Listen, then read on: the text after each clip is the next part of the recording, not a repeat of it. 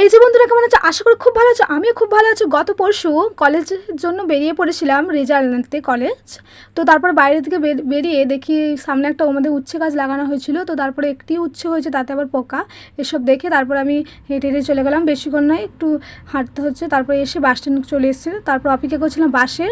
তো অপেক্ষা করতে করতে বাস চলে এসছে, তারপর কলেজ চলে গেছিলাম। তো কলেজ যেয়ে দেখি পুরো কলেজ ফাঁকা, সেরকম কেউ নেই।